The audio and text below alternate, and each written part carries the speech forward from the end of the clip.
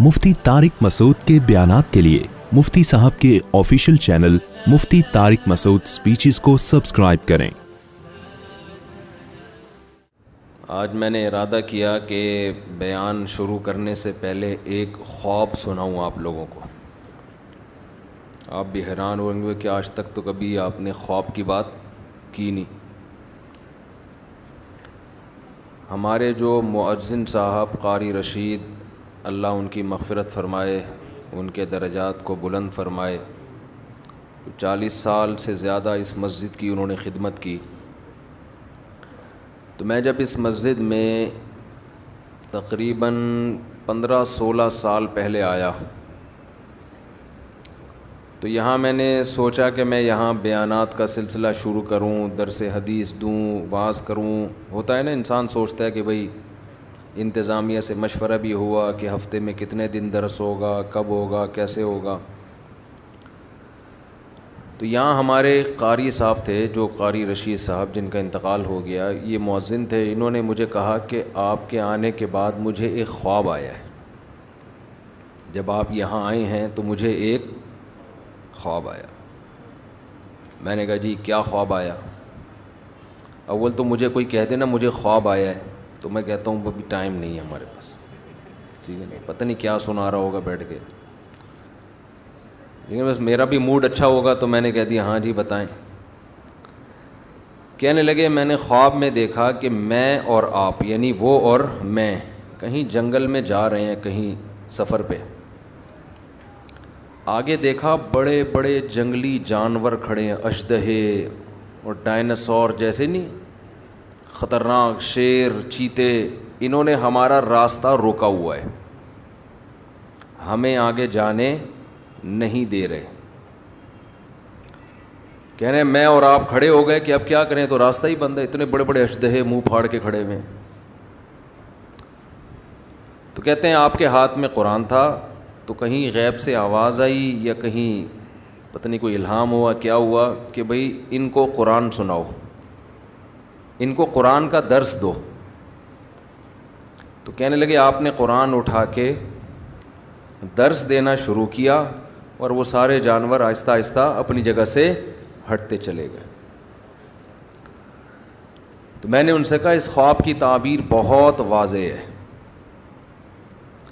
دین کی دعوت ایک حق کا راستہ ہے نا، اس میں جو رکاوٹ ڈالنے والے جتنے فتنے ہیں، فرقہ پرستوں کے فتنے ہو گئے، ملحدین کے فتنے ہو گئے، بہت سارے فتنوں کی قسمیں ہیں نا، جیسے جنگلی درندوں کی قسمیں بہت زیادہ ہیں جو آپ کو سیدھے راستے پہ چلنے نہیں جو جنگل میں چلنے نہیں دیتے آپ کو، تو ایسے ہی فتنہ پرستوں کی قسمیں بھی بہت زیادہ ہیں۔ کچھ فرقواریت کی آگ میں جھلسائیں گے آپ کو، کچھ اسلام سے بدگمان کریں گے، کچھ اسلاف سے بدگمان کریں گے۔ تو اس خواب میں نے کہا اشارہ ہے کہ سب کا ایک ہی حل ہے کہ ان کو کس پہ لگا دو، قرآن پہ۔ تو اس سے آہستہ آہستہ یہ سارے خود بخود ختم ہونا شروع ہو جائیں گے۔ تو اس لیے میں نے درس قرآن کو کوشش کی ہے زیادہ فوکس کروں میں۔ پھر قرآن میں بھی آج کل مسئلہ یہ ہے کہ جو قرآن جس کے دماغ میں کچھ ہوتا ہے نا، وہ اس کے حساب سے قرآن سناتا ہے۔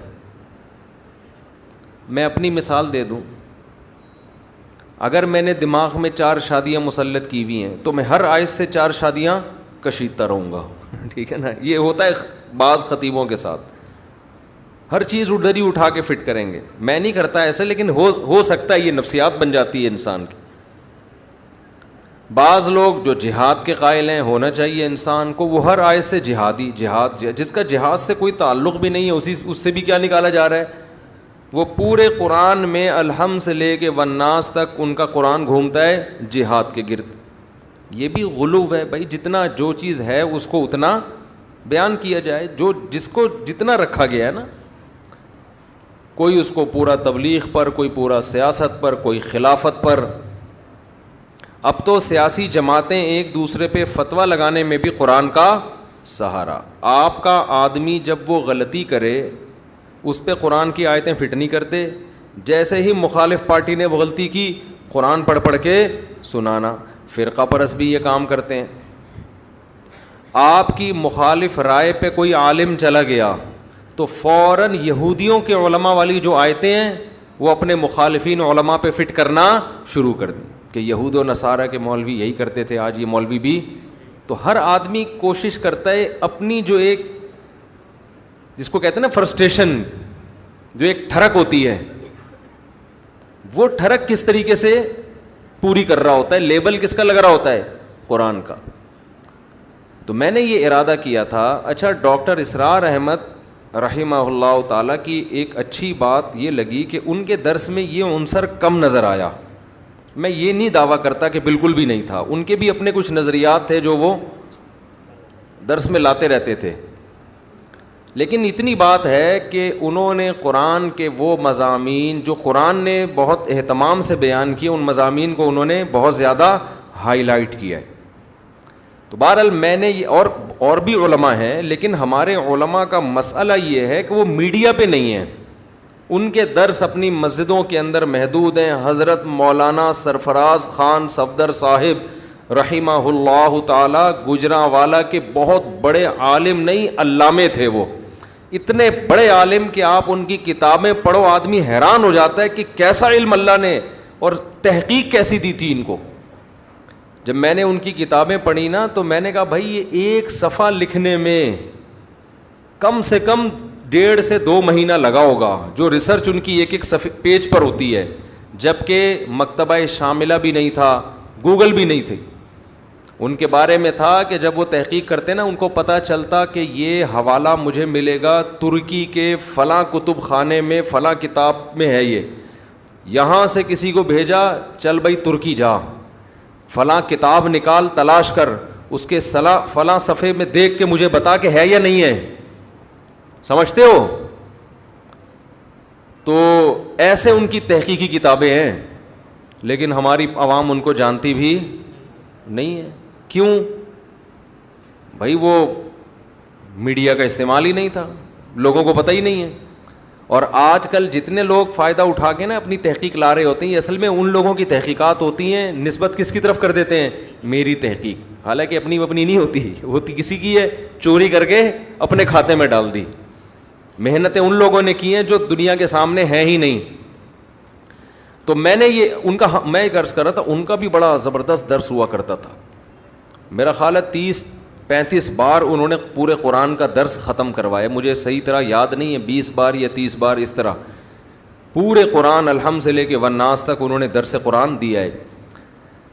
تو میں نے ارادہ کیا کہ ہم فوکس کس کو کریں گے؟ درس قرآن کو. اور اس درس میں میں جو اللہ نے جو چیز بار بار کہی ہے میں بھی وہ چیز بار بار بیان کروں گا. اس میں جو مضامین قرآن ہائی لائٹ کرتا ہے نا, جس انداز سے اس کو اسی طرح سے ڈیفائن, تو انداز اس انسان اس کو اپنے اسٹائل میں کرتا ہے. مثالیں تو اپنی دے گے نا, لیکن اس سے ہٹنا نہیں ہے. تو میں آپ سے گزارش کر رہا ہوں کہ اسی سلسلے میں میرا جو چینل ہے نا مفتی طارق مسعود اسپیچز, اس پہ تفسیر کے لیکچرز ہیں. 8 لیکچر ہیں عربی گرامر کے.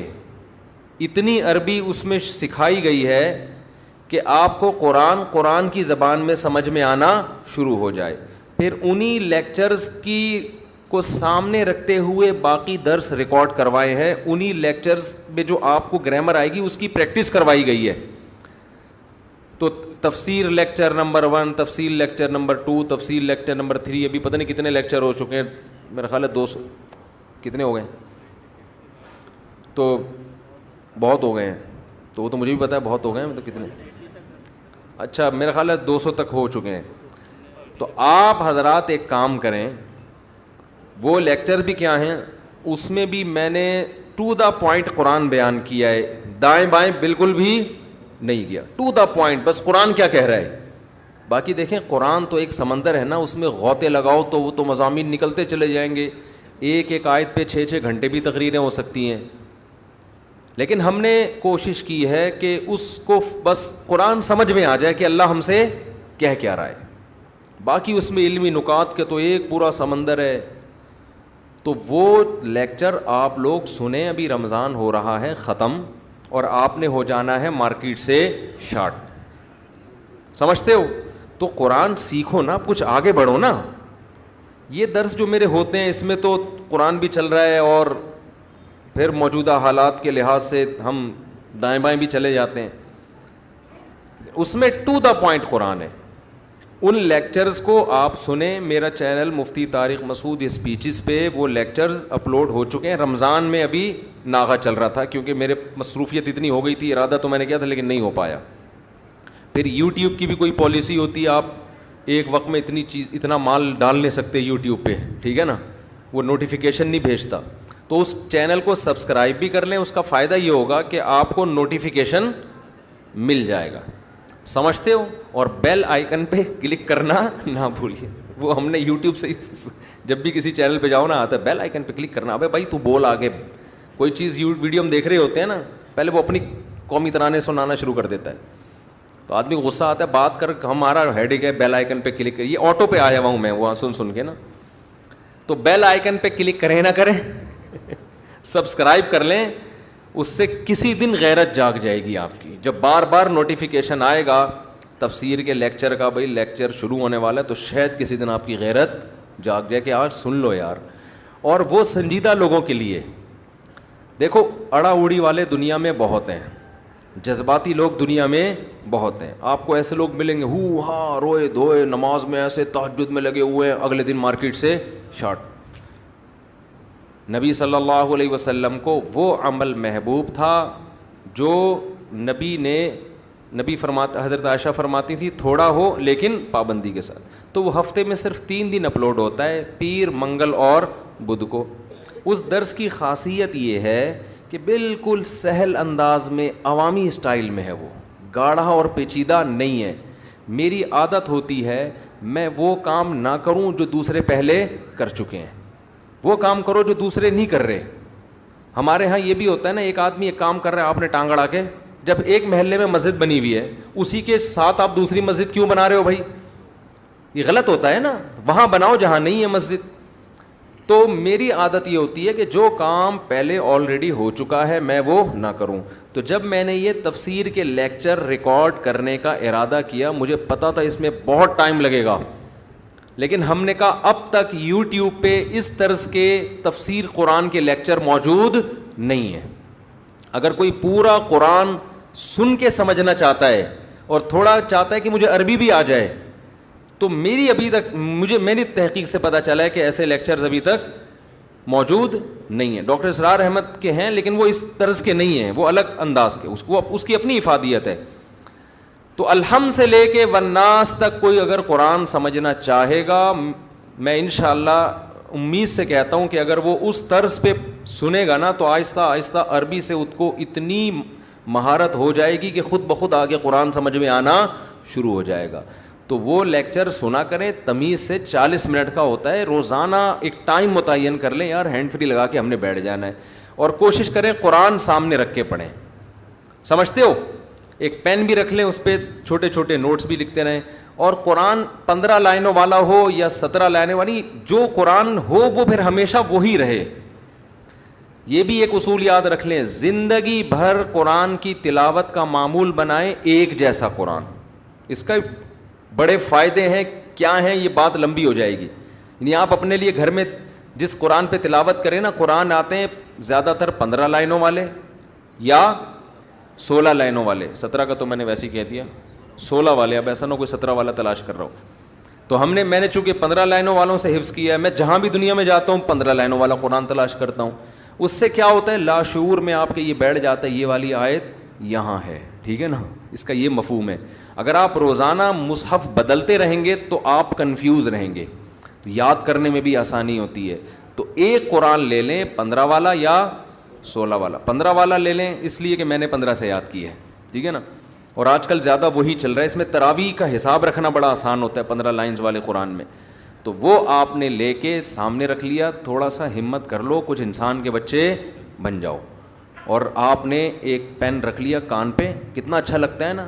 اور ایک قریب کی نظر کمزور ہے تو ایک ناک پہ تھوڑا سا چشمہ ٹکا لیا, اور بیگم سے کہا ذرا تصویر لے کے مجھے بتاؤ کیسا لگ رہا ہوں میں. اچھے لگیں گے آپ, پہلی دفعہ آپ لگیں گے کوئی پڑھا لکھا آدمی ہے, ٹھیک ہے نا, اور لے کے آپ بیٹھ گئے, بھائی کیا کہہ رہے ہیں مولانا صاحب, ٹھیک ہے نا, نوٹ کر لیا.